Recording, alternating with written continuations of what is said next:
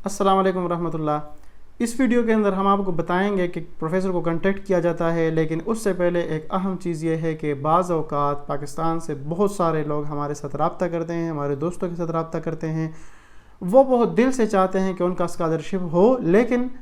उनका पहला सवाल ये होता है कि अगर कोई स्कॉलरशिप अपॉर्चुनिटी आए तो हमें बताएं। देखिए, स्कॉलरशिप अपॉर्चुनिटीज़ आती नहीं है, वो आपने सर्च करनी होती हैं और आपने अपॉर्चुनिटीज़ को डिस्कवर करके उसको कैश करना होता है। तो लिहाजा इस इंतज़ार में ना रहें कि कोई अपॉर्चुनिटी आएगी और फिर आपको लोग बताएंगे और फिर आप अप्लाई करेंगे। ये अप्रोच किसी भी स्कॉलरशिप को सिक्योर करने के लिए एक प्रॉपर अप्रोच नहीं है, बल्कि आप ऑल द टाइम एफर्ट करते रहते हैं और आप अपना हौसला नहीं हारते। मैं आपको ऐसे दोस्तों का एक्सपीरियंस बता सकता हूं कि जिन्होंने 600, 700 और इवन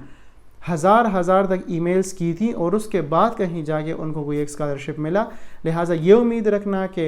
आप इंतज़ार में बैठे होंगे और कोई अपॉर्चुनिटी आएगी और आपको कोई बताएगा, ये प्रॉपर तरीक़ेकार नहीं है।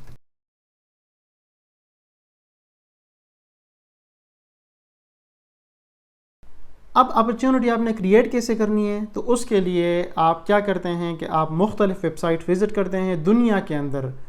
बहुत सारे ममालिक हैं,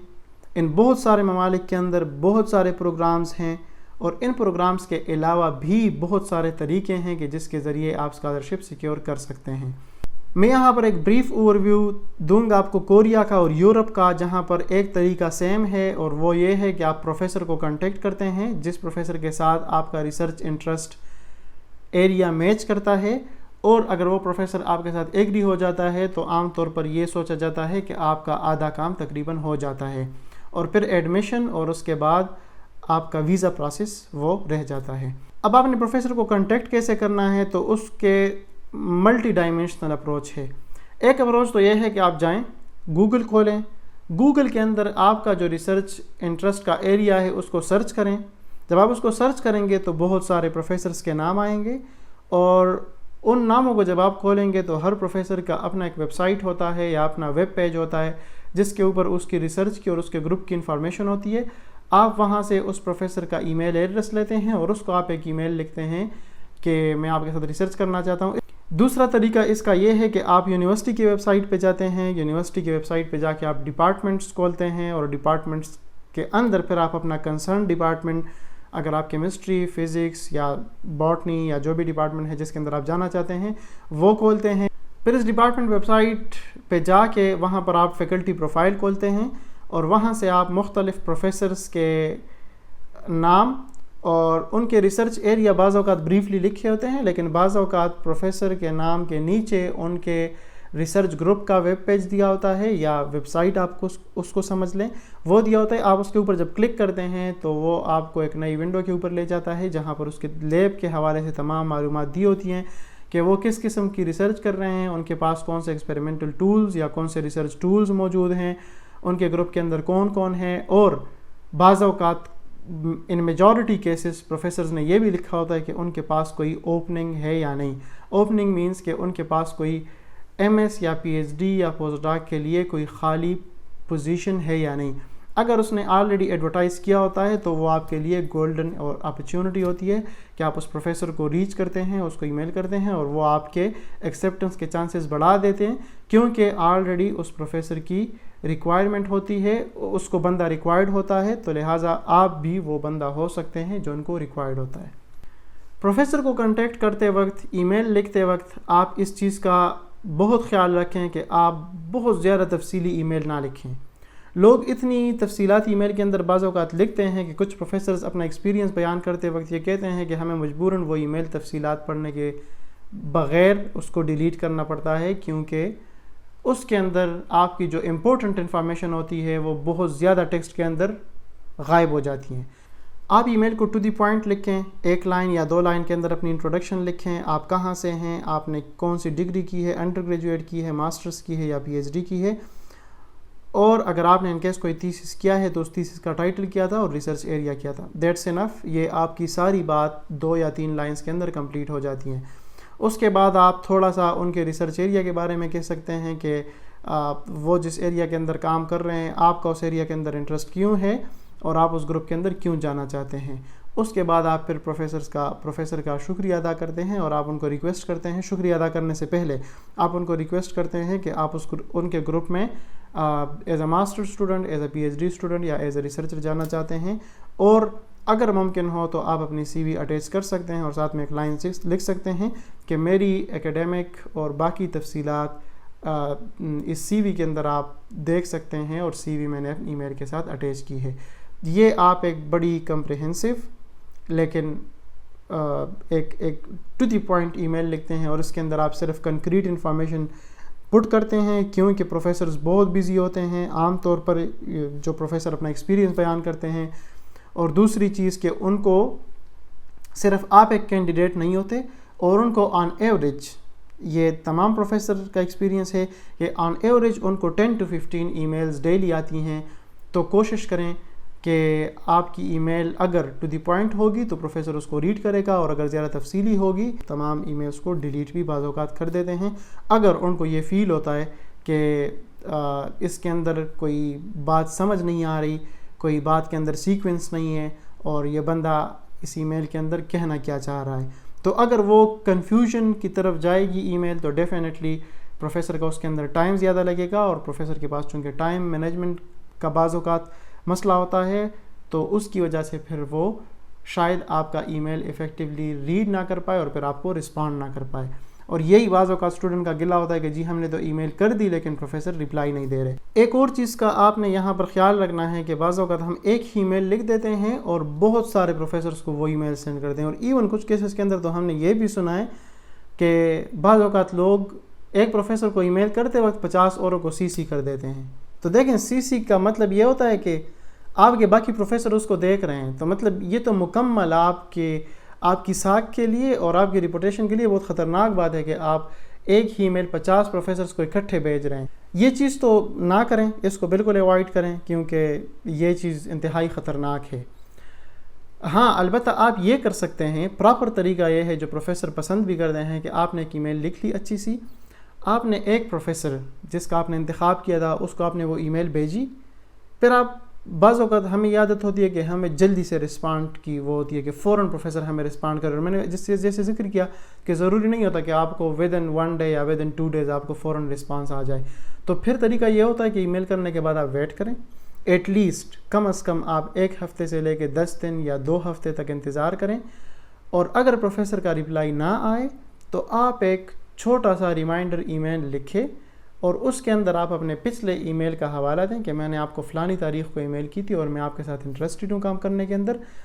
تو لہٰذا میں انتظار کر رہا ہوں آپ کے ای میل کا. جب آپ یہ دوسرا ای میل بھیجتے ہیں تو پروفیسر پھر اس کو سیریس لیتا ہے, ایون اگر وہ بیزی بھی ہو تو وہ آپ کو رسپانڈ کرتا ہے, کیونکہ اس سے پروفیسر کو اندازہ ہوتا ہے کہ یہ بندہ سیریس ہے اور ایک ای میل کے بعد اس نے مجھے ریمائنڈر ای میل بھی بھیجا, لہٰذا یہ بندہ سنسیئر ہے اور یہ سچ میں میرے گروپ کے اندر آنا چاہتا ہے. تو لہٰذا وہ آپ کے چانسز بڑھا دیتا ہے. اس کیس میں یا تو پروفیسر اگر اس کے پاس جگہ نہیں ہے تو فوراً آپ کو دوسری میل کے بعد رپلائی دے دیتا ہے کہ میرے پاس جگہ نہیں ہے, یا اگر ابھی جگہ نہیں ہے تو بعض اوقات یہ ہوتا ہے کہ پروفیسر نیئر فیوچر میں 6 مہینے بعد 8 مہینے بعد یا سال بعد کوئی پوزیشن اناؤنس کرنے والا ہوتا ہے, تو وہ آپ کو مینشن کر دیتے ہیں کہ آپ میرے ساتھ ان کانٹیکٹ رہیں اور نیئر فیوچر میں کوئی پوزیشن اناؤنس کرنے والا ہوں تو آپ اس کے لیے اپلائی کر سکتے ہیں, اور اس کے ذریعے سے آپ کے چانسز میگزیمائز ہو جاتے ہیں. اور اس چیز کو بالکل مائنڈ نہ کریں کہ اس پروفیسر کے پاس جگہ نہ ہوئی یا اس پروفیسر نے آپ کو نیگیٹو رسپانس دیا. Negative response is also a response, یہ ایٹ لیسٹ رسپانس ہے. یہ کم از کم 0 رسپانس سے پھر بھی بہتر ہے کہ آپ کو پتہ چل جاتا ہے کہ اس گروپ میں جگہ ہے یا نہیں ہے, یا یہ پروفیسر انٹرسٹڈ ہیں یا نہیں ہے. ایک اور چیز یہاں پر ضروری ہے کہ ایک ہی ای میل آپ ایک ہی ڈپارٹمنٹ کے 6-7 پروفیسر کو نہ بھیجا کریں, کیونکہ ایک ڈپارٹمنٹ کی فیکلٹی اگر 60 فیکلٹی بھی ہے تو وہ آپس میں کنیکٹڈ ہوتے ہیں, وہ ایک دوسرے کو جانتے ہیں, وہ اکثر سیمینار کانفرنسز میں یا ڈپارٹمنٹل میٹنگز میں اکٹھے بیٹھتے ہیں اور وہ یہ تمام چیزیں ڈسکس کرتے ہیں. تو اگر کچھ کیسز میں کچھ ایکسپیرینسز کے اندر میں نے یہ سنا کہ کسی نے ایک ای میل لکھی, وہی ای میل اس نے مثال کے طور پر میں آپ کو فزکس کی اگر مثال دوں, high energy, condensed matter, particle physics, quantum physics اور ڈفرنٹ ایریاز کے پروفیسر کو وہی ایک ای میل بھیجی اور اس کے اندر صرف ریسرچ ایریا کو چینج کیا, اور بعد میں جب پروفیسر آپس میں بیٹھے تو وہ ہنسنا شروع ہو گئے کہ دیکھیں جی اس بندے کا ایک ہی ٹائم پہ 10 ایریاز کے اندر انٹرسٹ ہے. تو اس کیس میں آپ کو کوئی بھی پروفیسر رسپانڈ نہیں کرے گا، کیونکہ وہ پروفیسر یہ سمجھتا ہے کہ اس نے تو 10 لوگوں کو اکٹھی ای میل کی ہے اور 10 کے 10 مختلف ایریاز کے ہیں، تو یہ تو ہو ہی نہیں سکتا کہ ایک بندہ اتنے زیادہ ریسرچ ایریا کے اندر ایکسپرٹ ہو، کیونکہ آئنسٹائن کا ریسرچ ایریا بھی صرف ایک ہی تھا اور وہ اتنے بہت سارے ایریاز کا ایکسپرٹ نہیں تھا. تو لہٰذا اس چیز کا خیال رکھیں کہ ایٹ اے ٹائم ایک پروفیسر کو ای میل کریں، پھر انتظار کریں اور اسی ڈپارٹمنٹ کے بہت سارے پروفیسرز کو ای میل نہ کیا کریں، کیونکہ یہ آپ کی ریپوٹیشن اور اس کے ساتھ ساتھ اس ملک کی ریپوٹیشن کے لیے بالکل ٹھیک نہیں ہے. اور پروفیسر آپس میں ڈسکس کرتے وقت پھر یہ کہتے ہیں کہ جی یہ اسٹوڈنٹ پاکستان سے تھا، تو پھر آپ کے علاوہ اگر پاکستان سے کوئی اور بھی ان کو ای میل کرتا ہے تو ان کے ذہن کے اندر یہ چیز بیٹھی ہوتی ہے کہ جی ان لوگوں کا یہ اپروچ ہوتا ہے یا پاکستان کے لوگوں کی یہ مینٹیلٹی ہے کہ یہ اس طرح کے کام کرتے ہیں. تو لہٰذا یہ صرف آپ کی ساکھ کے لیے خطرناک بات نہیں ہوتی، بلکہ یہ ملک کے لیے بھی یہ چیز ٹھیک نہیں ہوتی، اور اس کے ذریعے سے آپ کے چانسز میگزیمائز نہیں بلکہ منیمائز ہوتے ہیں اور کم ہو جاتے ہیں. تو لہٰذا اس چیز کا خیال رکھیں. ایک اور فیکٹر کہ ایک سوال آپ کے ذہن کے اندر آ سکتا ہے کہ پروفیسر کو ای میل کب کی جائے. دیکھیں آپ ایڈمیشن ڈیڈ لائن کا انتظار نہ کریں کہ جی مثال کے طور پر 1 ستمبر سے ایڈمیشن شروع ہو رہے ہیں، اور عام طور پر ایڈمیشن کے اندر اتنا ٹائم نہیں ہوتا. کچھ ایسی یونیورسٹیز کے جہاں پر سال میں ایک دفعہ ایڈمیشن ہوتے تو وہاں پر کم از کم وہ 2-3 مہینے کا ٹائم دیتے ہیں. لیکن جن یونیورسٹیز کے اندر عام طور پر ہر سیمسٹر میں مطلب سال میں 2 دفعہ ایڈمیشن ہوتے ہیں، تو ان کے جو اپلیکیشن سبمیشن کی جو ڈیڈ لائن ہوتی ہے، ڈیوریشن ہوتا ہے، وہ 10 یا 12 دن ہوتا ہے. مطلب یہ کم تاریخ سے شروع ہوتے ہیں اور 12 پہ ختم ہوتے ہیں موسٹلی. تو اس کیس میں آپ اس چیز کا انتظار نہ کریں کہ کب ایڈمیشن شروع ہوں گے تو پھر میں پروفیسر کو کانٹیکٹ کروں گا، کیونکہ پھر اس کیسز میں اگر پروفیسر نے رپلائی نہ کیا تو آپ سے ڈیڈ لائن گزر جائے گی. لہٰذا بہتر طریقہ یہ ہے کہ آپ ایٹ لیسٹ ایڈمیشن شروع ہونے سے تقریباً 2 یا 3 مہینے پہلے پروفیسر کو کانٹیکٹ کرنا شروع کریں، کیونکہ جو طریقہ کار میں نے بتایا یہ پراپر طریقہ کار ہے اور اس کے ذریعے آپ کے چانسز بڑھ جاتے ہیں. اور اس طریقہ کار کو فالو کرتے وقت آپ کو کم از کم 2-3 مہینے کا ٹائم چاہیے تاکہ آپ ایک ای میل کریں، انتظار کریں، جواب نہ آئے دوسرا ای میل کریں، اگر پھر بھی جواب نہ آئے تو پھر آپ ایک اور ریمائنڈر ای میل کریں، یا پھر آپ سوئچ کریں، دوسرے پروفیسر کو کانٹیکٹ کریں. اور اس کیس میں کم از کم آپ اگر پھر انٹرویو کے اندر اپیئر ہوتے ہیں اور آپ سے سوال پوچھا جاتا ہے کہ جی آپ نے پروفیسر کو کیوں نہیں کانٹیکٹ کیا، تو آپ کم از کم آپ اس لیول پہ ہوتے ہیں کہ آپ کہہ سکتے ہیں کہ جی میں نے چونکہ پروفیسرز کو ای میل کی تھی اور مجھے رسپانڈ نہیں آیا، لہٰذا پھر میں نے دوسرے پروفیسر کو کانٹیکٹ کیا ایک ہی ڈپارٹمنٹ کے. 2-3 مہینے کا ٹائم ایڈمیشن سٹارٹ ہونے سے پہلے کیوں ضروری ہے؟ کیونکہ اگر آپ ایک پروفیسر کو کانٹیکٹ کرتے ہیں اور وہ رپلائی نہیں کرتے، آپ ریمائنڈر ای میل ہفتہ 10 دن یا 2 ہفتے بعد کرتے ہیں،